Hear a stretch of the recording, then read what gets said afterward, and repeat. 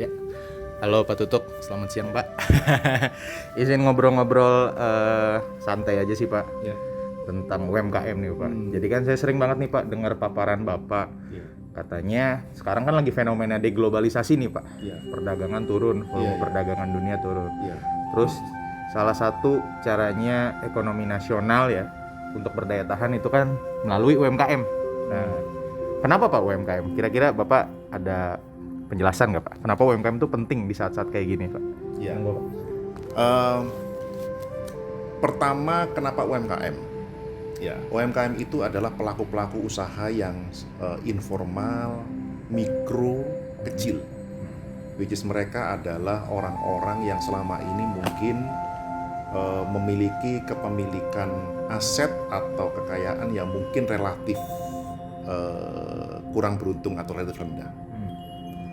Dalam konteks ini, maka kita bisa melihat pertama dari sisi katakanlah mungkin kepercayaan lah ya mungkin ya, bahwa kalau di dalam Islam, kebetulan saya Islam, itu banyak sekali ayat atau hadis yang mengatakan kita tidak boleh meninggalkan umat yang miskin.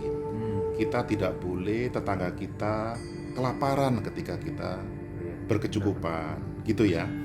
Kita juga harus melihat distribusi aset atau kekayaan di antara orang-orang sehingga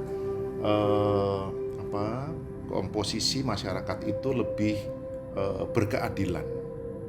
Nah itu ya. Merata ya? Merata tidak, tetapi berkeadilan. Oh, berkeadilan. Okay. Merata itu beda. Kalau merata itu sama rasa. Jadi kalau saya tidur saja, Mas Rifki bisa bekerja keras, saya nggak mungkin menerima bagian yang sama dengan Mas Rifki. Oke. Nah itu berkeadilan. Adil. Adil, ya kan? Iya. Ya kan? Konsep sama rasa sama rata lah istilahnya itu kayaknya tidak tepat, tapi lebih berkeadilan sesuai dengan usahanya. Iya. Nah, dilihat dari sisi seperti itu tentu kita harus melihat bagaimana kondisi di Indonesia. Oke. Kalau kita lihat secara nasional, data menunjukkan bahwa sebenarnya pelaku ekonomi mikro informal ini bukan cuma banyak, sangat banyak, mendominasi daripada seluruh pelaku ekonomi. Yang kedua adalah peran mereka itu sungguh besar sekali. Mungkin dari sisi nilai mungkin lebih relatif kecil. Iya. Tetapi kalau dari sisi jumlah serapan tenaga kerja, orang yang bekerja di situ, yang terdampak, dampak daripada ekonominya gitu ya, ketika mereka kita sentuh dengan pemberdayaan, itu yang kena pengaruh positifnya itu banyak sekali. Dan itulah cara untuk bisa kita dengan relatifly sebenarnya mudah kalau mau ya, punya keberpihakan untuk bisa membuat ekonomi berkeadilan di Indonesia. Nah, tentu yang ujungnya lagi adalah kalau mereka semua menjadi yang kuat, lebih tangguh, lebih meningkat dalam konteks aset maupun mungkin penjualan, keuntungan, maka itu akan bisa menyelesaikan masalah bangsa yaitu kemiskinan struktural.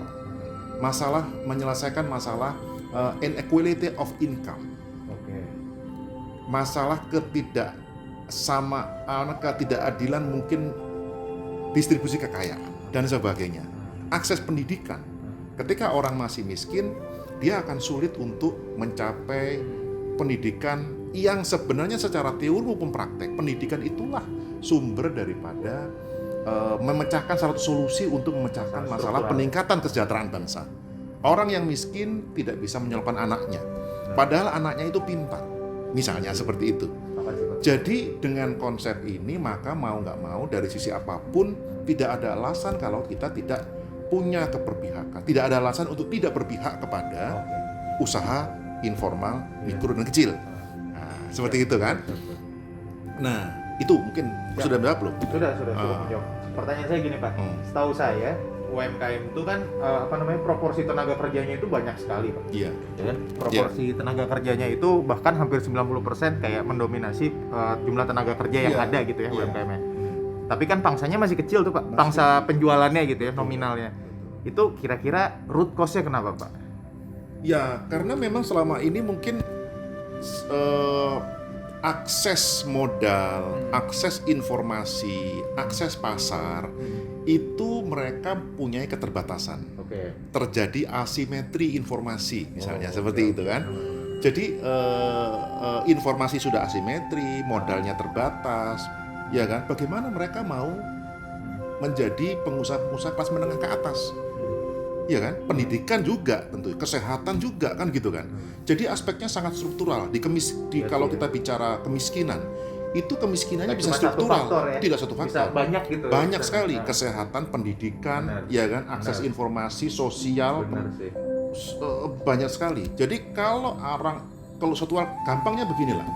Kalau kita dulu mungkin dari keluarga miskin, kenapa kita bisa sekarang masuk ke keluarga misalnya menengah misalnya? Karena mungkin pendidikan. Benar. Ya kan? Kalau teman-teman atau kalau misalnya nggak pinter, tapi dia punya keahlian tertentu, dia bisa bisnis, dia bisa membuat sesuatu yang dijual dengan daya saing yang punya daya saing, pasti dia akan bisa meningkatkan kesejahteraannya dia. Persoalannya adalah masyarakat kita sudah punya akses tidak dengan modal, keterampilan, ya kan? Tentu kesehatan yang paling penting ya, supaya dia bekerja dengan bisa kerja keras, bisa kerja ini gitu ya, itu dengan itu. Nah, semuanya itu memang perlu pemberdayaan kepada mereka. Kalau tidak, terjadi kemiskinan struktural dan sulit mereka untuk bisa maju kalau tidak ada. Berarti at the end of the day, Pak, sebenarnya root cause dari semua ini tuh sebenarnya pendidikan ya, Pak. Pendidikan. Kalau menurut saya Kalau kita pendidikan mau dan keterampilan. kita Ya, pendidikan dan keterampilan. Tidak semua orang memang perlu pendidikan yang tinggi. Ada orang-orang khusus yang memang nggak pinter di sekolah, tetapi dia pinter main musik. Jadi harus menjadi pemain musik yang profesional. Kalau dia pinter sesuatu, keterampilan sesuatu, ya dia fokus ke situ. Jadi Tuhan itu by design sudah memberikan talenta kepada setiap orang. Tinggal bagaimana orang tuanya, pemerintah maupun masyarakat itu bisa menciptakan kondisi sehingga anaknya, saudara atau masyarakat situ bisa mengoptimalkan talenta-talenta yang dimiliki karena dibeli. Saya mau nanya, Pak, tertarik nih, Pak, saya ikut, Pak. Masih ngerekam kan ya? Takut gak kerekam. Kok masih? Pak, terkait dengan pendidikan. Terus kata Bapak tadi, saya ingat banget quotes Bapak, tiap orang itu punya talentanya masing-masing sama tapi menurut Bapak gimana caranya orang itu menemukan talentanya gitu? Kadang-kadang kan ada orang yang tersesat gitu. Saya sampai sekarang nggak tahu nih apa nih saya nih talentanya kayak gitu kan? Gimana, Pak? Coba Mas Rizky lihat ya, bagaimana orang-orang bangsa-bangsa yang atau mungkin masyarakat yang sukses menggrooming atau membesarkan anaknya. Oke. Ada anak-anak yang memang diberikan kesempatan dia untuk mengeksplor. Sejak kecil dia punya kapasitas untuk mengeksplorasi sesuatu dengan batasan-batasan tertentu. Ada yang sangat protektif. Kamu nggak boleh gini, kamu nggak boleh begitu. Ada yang kamu bisa melakukan do something new.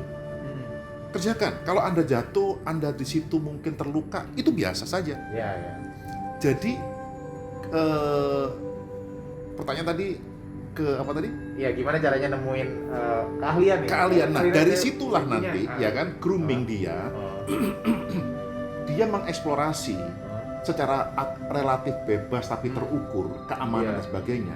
Maka pelan tapi pasti seseorang atau orang lain atau orang tuanya akan bisa menemukan sebenarnya talenta-talenta yang dimiliki orang itu. Misalnya mulai kecil dia senangnya baca.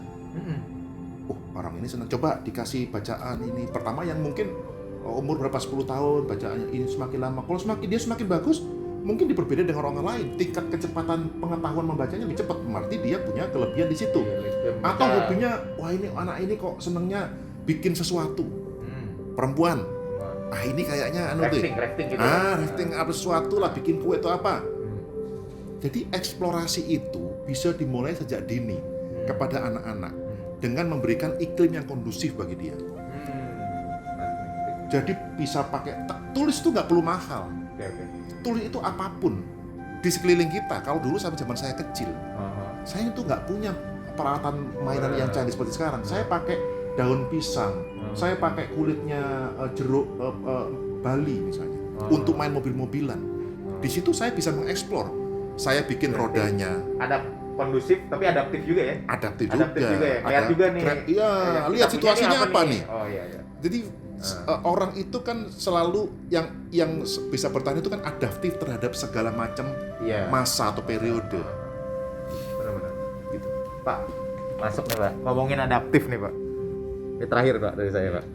Ini kan lagi pandemi nih Pak. UMKM kita itu kan kebanyakan biasanya jualannya kan secara fisik gitu Pak. Nah sekarang kan dipaksa harus digital gitu kan. Mau nggak mau kan Pak, kita harus adaptif kata Bapak. Bapak ada tips nggak gimana caranya untuk UMKM ini berperformansi dengan baik di dunia digital gitu? Iya.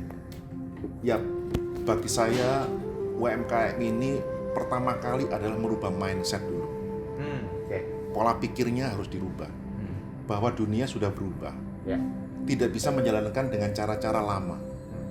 Mereka harus mulai belajar memahami apa yang dibutuhkan oleh adanya perkembangan zaman yang sudah berubah ini. Ketika dulu orang tidak mengenal digital, era digital tidak mengenal platform digital untuk berjualan, mungkin tidak perlu itu, dia berjualan offline. Tetapi ketika orang sudah mulai banyak kita orang mau nggak mau dia harus belajar bagaimana memasukkan barangnya ke online, dengan cara-cara yang mungkin mudah dulu sampai ke terus kedua tentu dia harus mindsetnya berubah, dia juga harus motivasi harus besar. Dia harus berani jatuh bangun, dia harus berani gagal. Dia tidak boleh takut menghadapi sesuatu. Kerjain aja dulu.